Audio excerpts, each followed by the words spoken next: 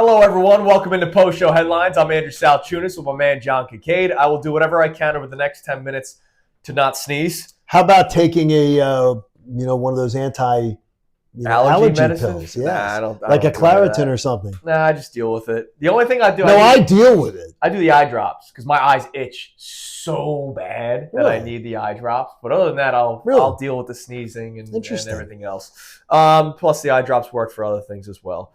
All right, 5 questions or 5 topics, 2 minutes each. Like, subscribe, everything on our Easter's YouTube coming Sunday. Do the math. Yes. No, dude, you don't celebrate 420 if you do it every day. Anyways, that's a conversation for another day. All right, we're 8 days away from the NFL draft. Okay. Right?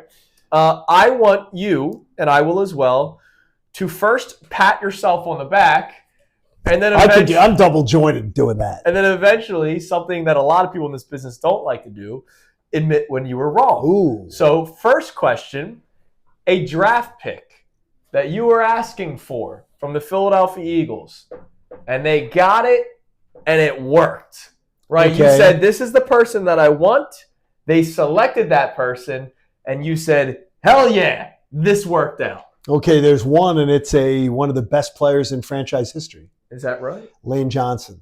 Oh, so you were all Lane Johnson. I was all getting a huge offensive tackle. Yeah. And getting somebody in there that would stabilize that line of scrimmage.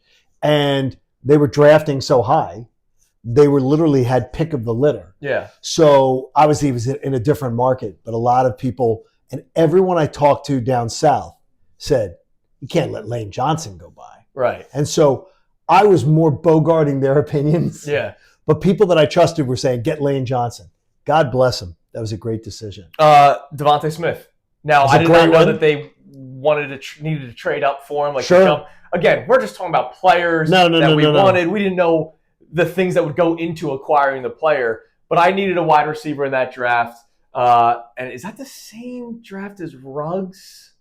Right? Was Devontae? No, it wasn't Ruggs. One of the other top wide receivers. Maybe CeeDee Lamb, was it? CeeDee Lamb. Obviously, I wanted CeeDee Lamb, but I knew he was going to go. CeeDee Lamb's girlfriend. Jamar Chase. CeeDee Lamb's girlfriend took the phone away from him. Right. Grabbed that thing back. So you had to be logical, right? You had to realize who was still going to be available on the board. And you look at Devontae Smith, and I know the slender build freaked a lot of people out. Mm-hmm. It did not scare me. That was not something that I was worried about. Unless it was like one major shot over the middle. So Devontae Smith was a guy that I liked. I wanted the Eagles to go after. I did not think that they would have to trade up for him. They did. And by the way, they stole from the Giants, which was even better. Now, the one we got wrong? Yes, the pick that you wanted, the pick that you got, and the pick that ended up being wrong. And I celebrated it. Kevin Kolb. Oh, really? So you were looking for the next quarterback. And I thought that Andy Reid had found his next quarterback. And Andy Reid, by trading Donovan McNabb, thought he had also found his next quarterback. So I don't feel as dumb, but I really bought into the Kolb tape and the Kolb chatter and thought. Yeah, but it's Andy. And so, you understand. No, but again, Andy agrees with you when it comes to a quarterback. Okay, right? But here's the problem, is that, and I tried to stop after that. Stop bogarting other people's opinions just because you trust them, and start actually diving more into it myself, so I'm making an informed decision myself. I think I spent a lot of my career when it came around draft time just parroting, going, okay, he likes him, good enough for me, without diving deep into it myself. Now I'm a draft geek, nothing like Andrew Pacheco. Right. But Kevin Kolb I totally bought into. I bought his jersey. I still don't think – oh, you did? Oh, I bought his jersey. Replica, because I'm a cheap son of a bitch. But of course, Kevin Kolb, it's interesting. I still don't hate the pick. What?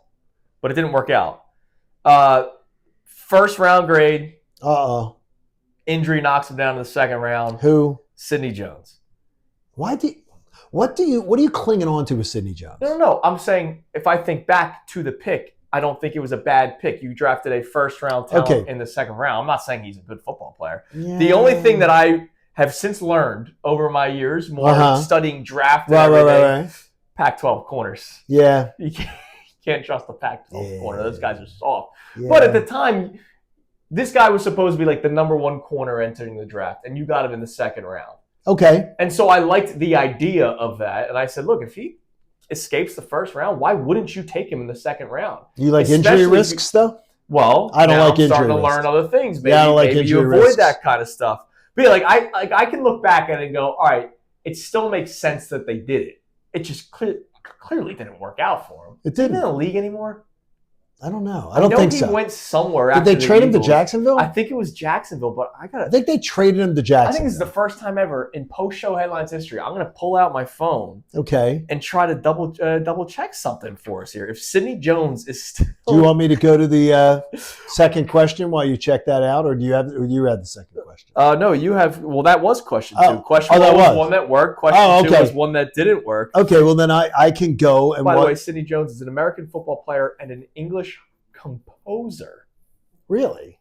How about that? Musical theater. Musical theater? He's no longer in the NFL, by the way. Well, in case you're wondering. All right, question 3. Wonder how long he sticks in musical theater. Hey, you never know. He might be talented. You never ever know. I'm going to ask you this question because it sort of plays off the giant debate that broke out today about, do Super Bowls only matter? Do championships for clubs matter?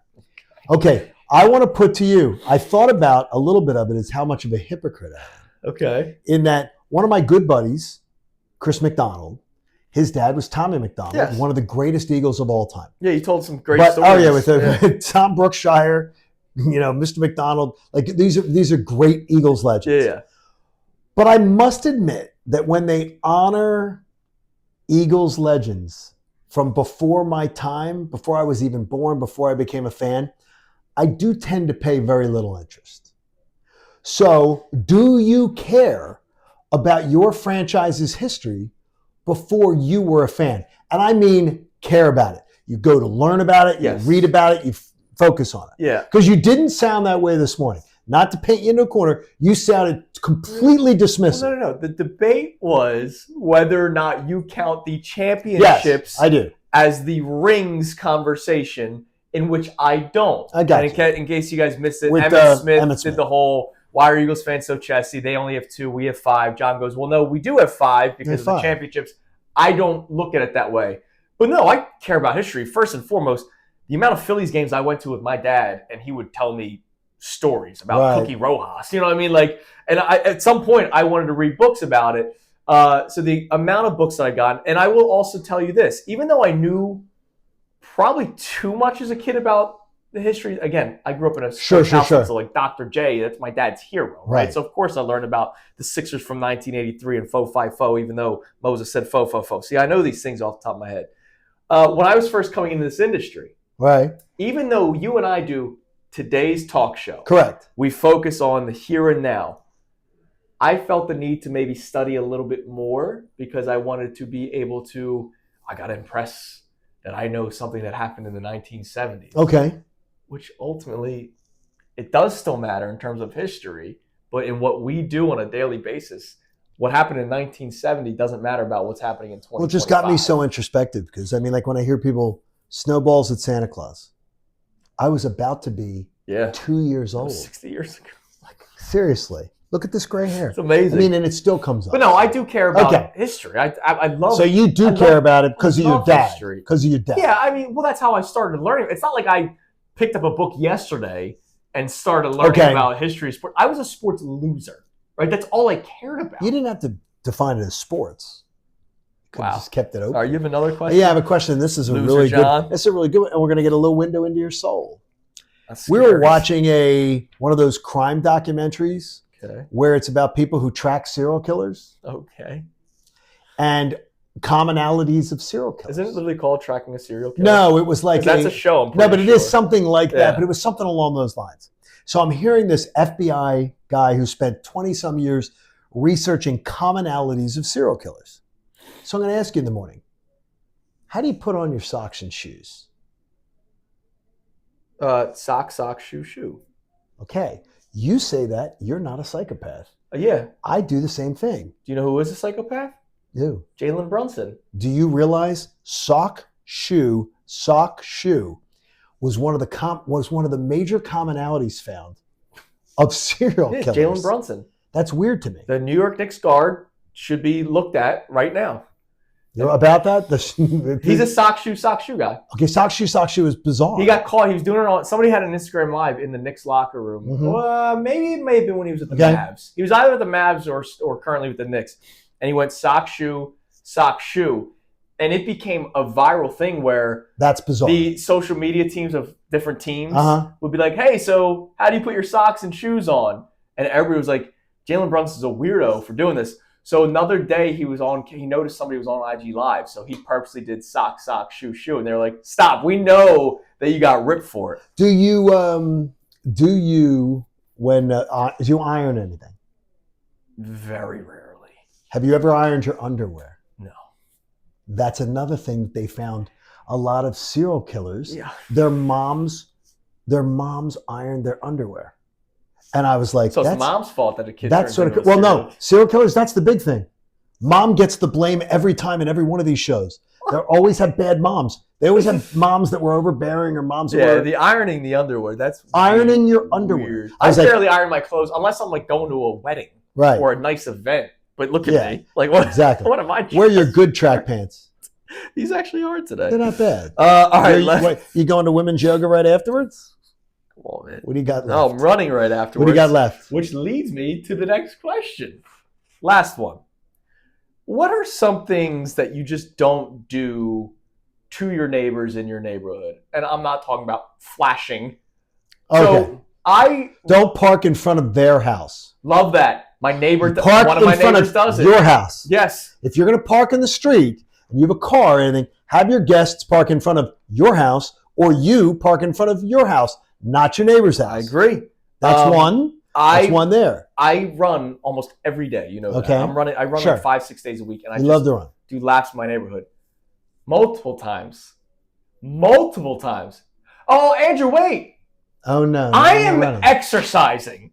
Like this is my time. You know, I have a 3-year-old at my house. Is the person fat that's calling you over?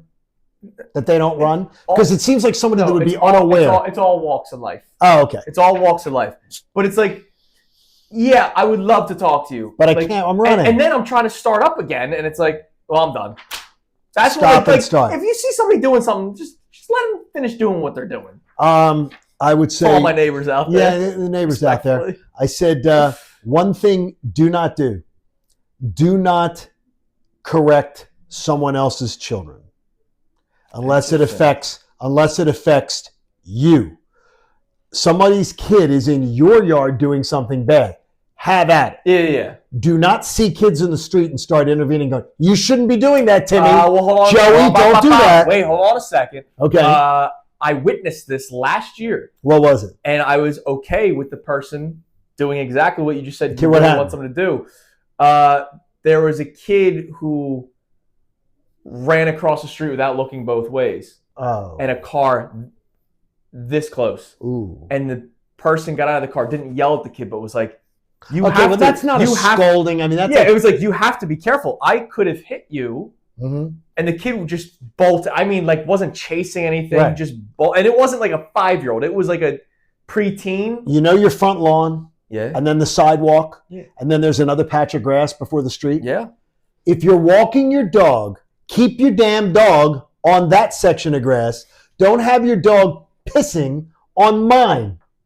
Don't have your dog on my front lawn. Have the dog, curb your dog, and take him to that area. Don't have your dog peeing on my lawn, making my lawn get yellow stains. It's your dog. Hold it the other side of you. I agree. And let the dog stay off of my lawn. All right, now there are some houses in my neighborhood that have the please respect signs on that side. Okay. Oh, and that should be. Okay.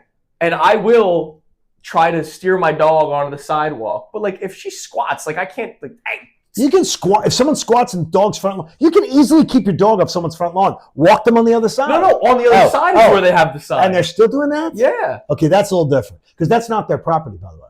Do you know that? No, I did not know that. Sidewalk. You don't own that trot of grass on the other side of the sidewalk. Well, then how come I got to mow it? You do, because it's got to be done. Well, then that's baloney. It does. That's stupid. You don't then where's the township? You don't own your sidewalk. No, but you can also be corrected if somebody breaks their thing. They can I know, which is dumb. Which is stupid, but it's true. All right. Oh, yeah, and don't park your car where it's blocking the sidewalk. Oh no! Don't do that. If your car should not go out of your driveway where it's blocking the sidewalk. That's ridiculous. And then I walk on your lawn, and then they probably get upset that I walk on their lawn. That's because your dog's squatting on their lawn. No, I keep my dog. Okay, good. All right. Do that. You think Dylan does that?